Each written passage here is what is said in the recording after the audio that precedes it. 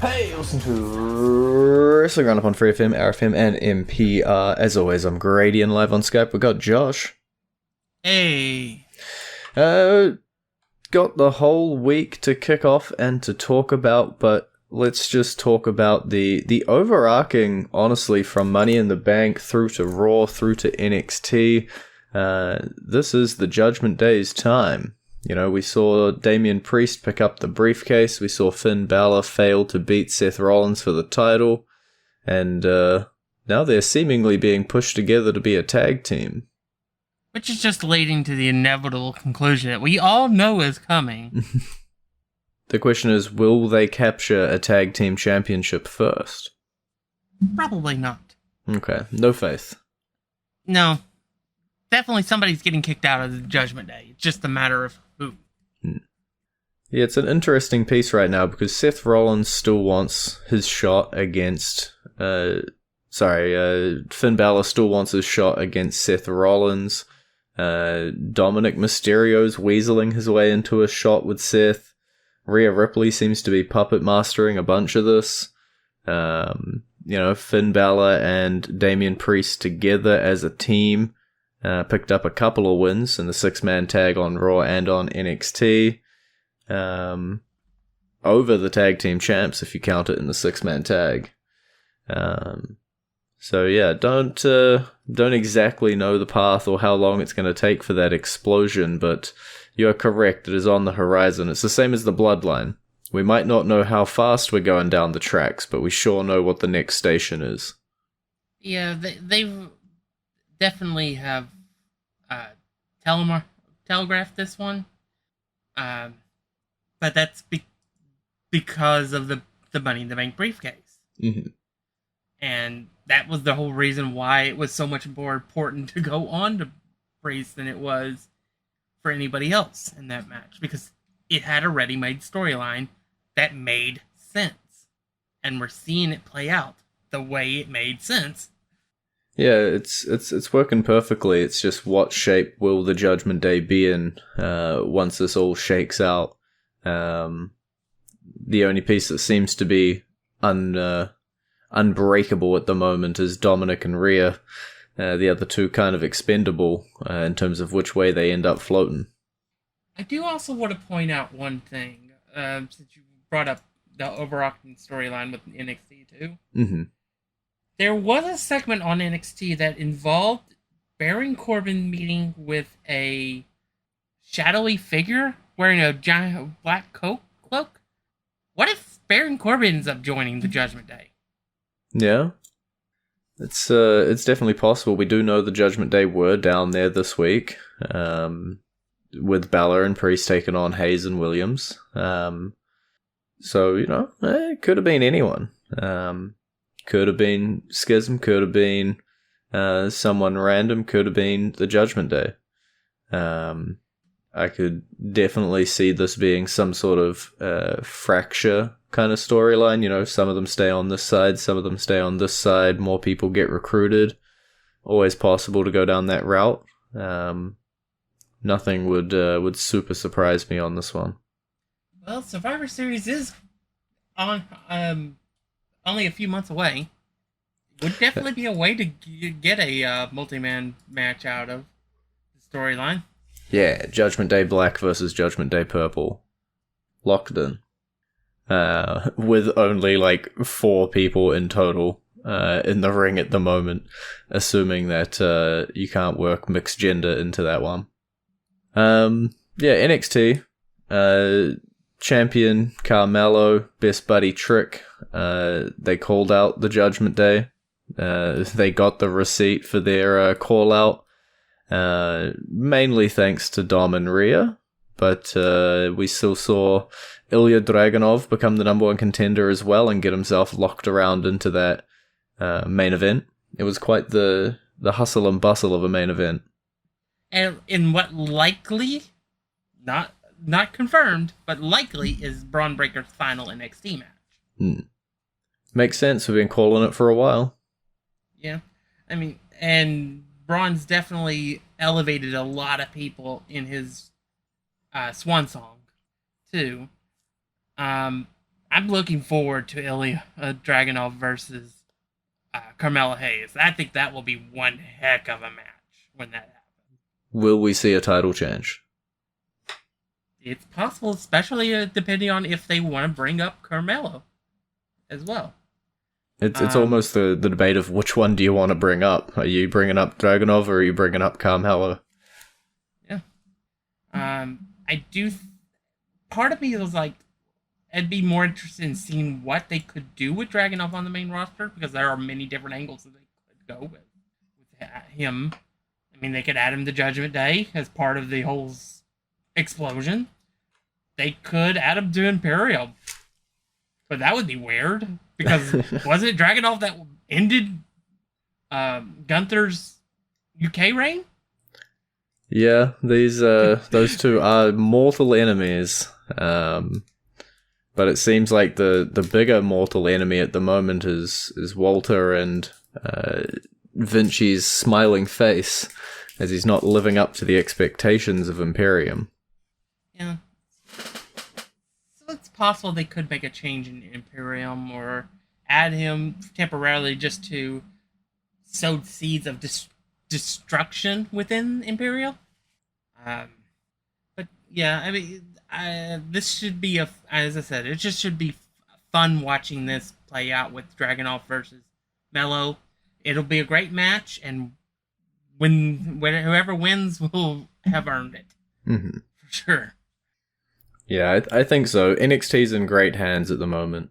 And just with Imperium, before we move off of them, it is interesting to see, obviously, when he got called up, we left Vinci down on NXT doing his smiling Italian gimmick, brought them up as just Kaiser and Walter, bring him in eventually as the third man, and now they seem to have an amount of resentment towards him. If possible, he's going to find himself removed from that group like a second time, after unceremoniously not being brought up the first time.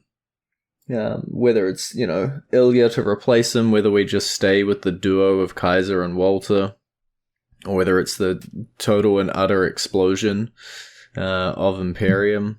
We'll have to wait and see what the future holds. But lots of stables having tension at the moment.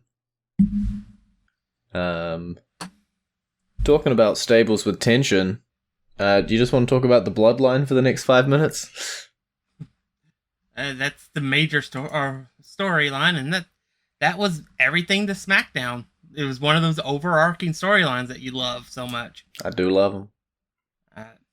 Yeah, we started out with the tribal chief on trial, and we just saw some absolute beauty of story playing out.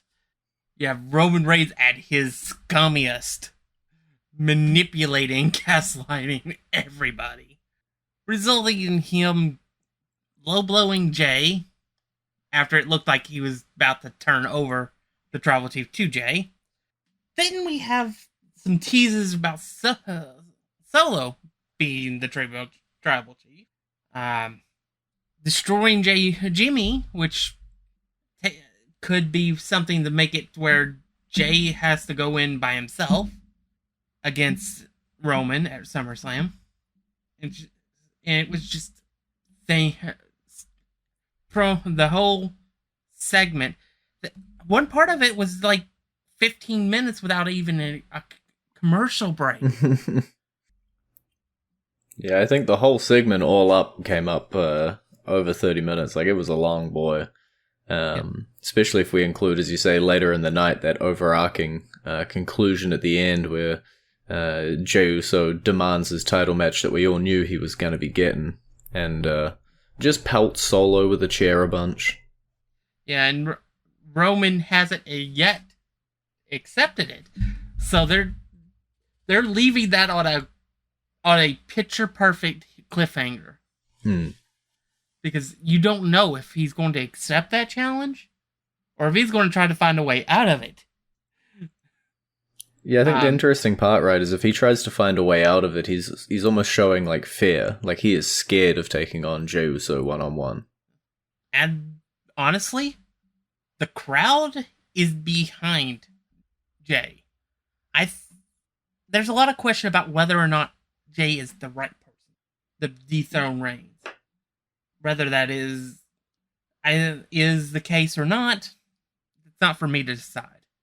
But the fans definitely are behind the idea of it possibly being Jay, if for nothing else, no other reason. So I don't know. It's one of those situations where it's like the story is just so strong that they basically can't do any wrong with it right now. Wow, don't say that. I'm sure they could mess it up on a dime. But yeah, I agree, especially with that collision. I think that's going to be one of the biggest ones where we're going to sit here and we're going to say, you know, is it finally time? Is Roman Reigns finally about to lose his championship? You know, we can look ahead to WrestleMania. We can say, oh, maybe Cody will chase him there, or this or that, or maybe he wants to go on his break that he wanted. Who knows? His schedule only runs up to SummerSlam. There's going to be so many talking points, but it is going to come down to, as you say, the very real possibility that Jey Uso defeats Roman Reigns and is the brand new WWE Universal Champion. Undisputed, whatever title you want to call it at this point. Yeah, it is extremely possible. You get to say the line. Yeah, we will have to wait and see, but it's like, at this point, Roman has just like crossed into like the top 5 longest title reigns of all time with his Universal Championship. Will he? Yeah, I was going to say, will he make it to number 1? He won't. Will he ascend any further up the list? Time will tell. Our entrance theme this week. We're roughly halfway through the show. Was there any logic behind this one? Oh, it was Independence Day last week. Independence Day, so you're going to be hearing Lex Luger's theme playing for you right about now.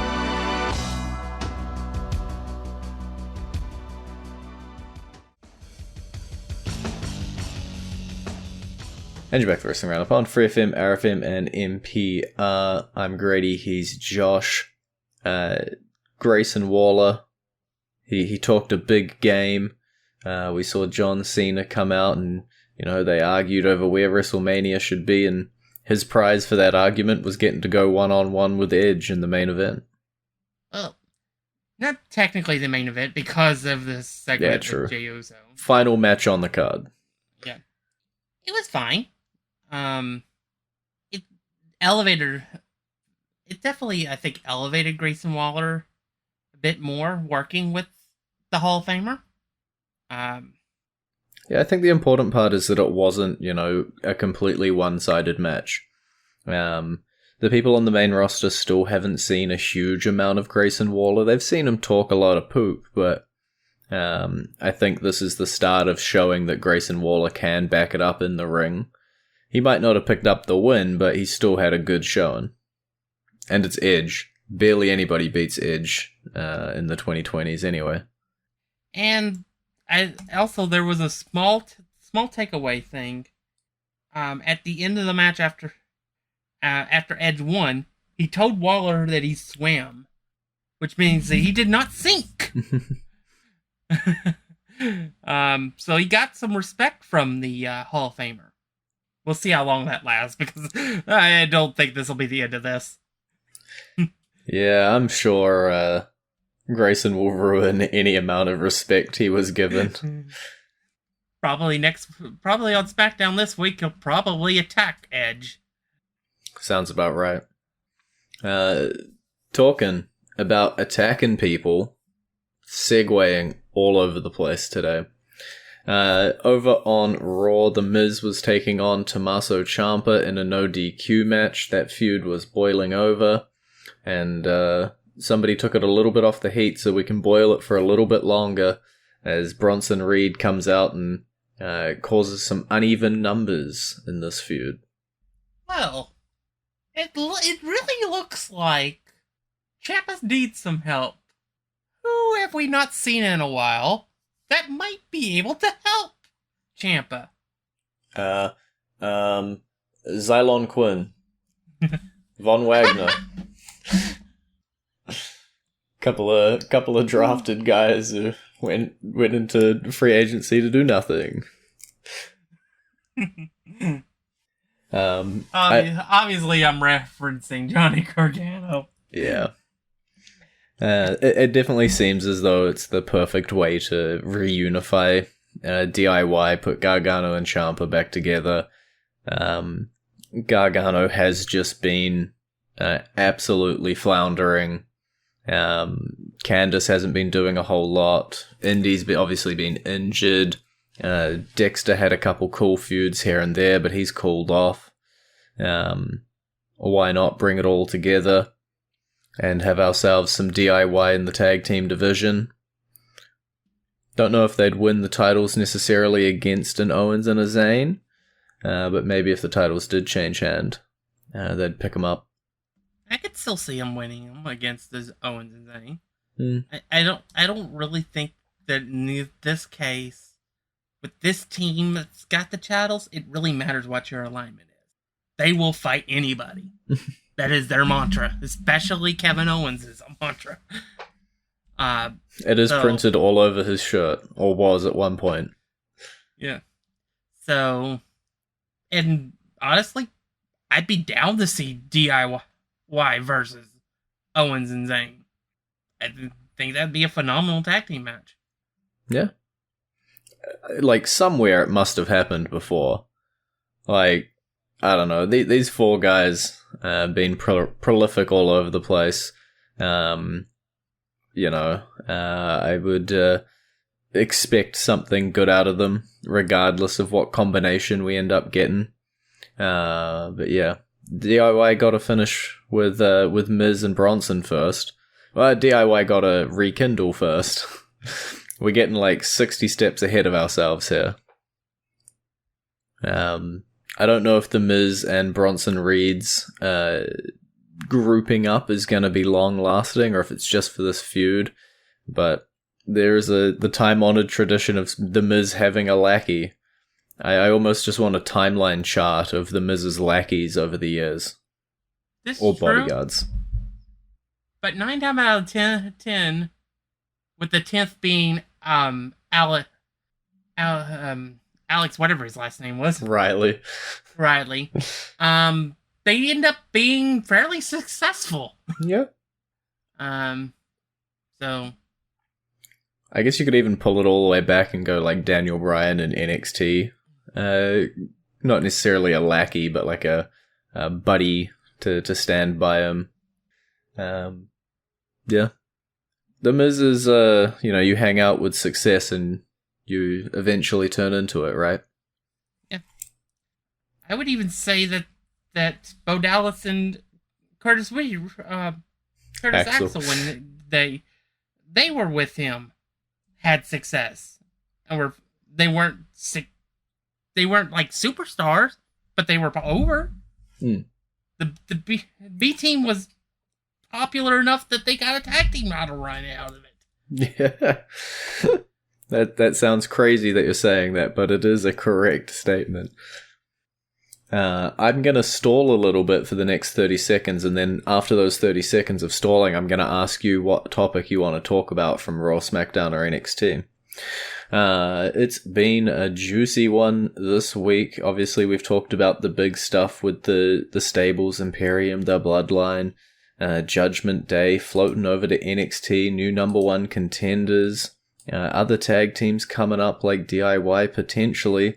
But is there anything else this week, Josh, that you've wanted to talk about? We got about 6 minutes left in the show. Well, I've heard rumors of Raquel Rodriguez getting her original name back. All right. And she will likely be Rhea Ripley's next opponent for her title. Yeah, I'm hearing all that as well. You look into the women's tag team division. Baszler and Rousey off fighting themselves. Liv and Raquel standing tall at the moment. Chelsea Green, Sonya Deville got that number one contendership. The KC and KC show jumping in there, still running around Raw.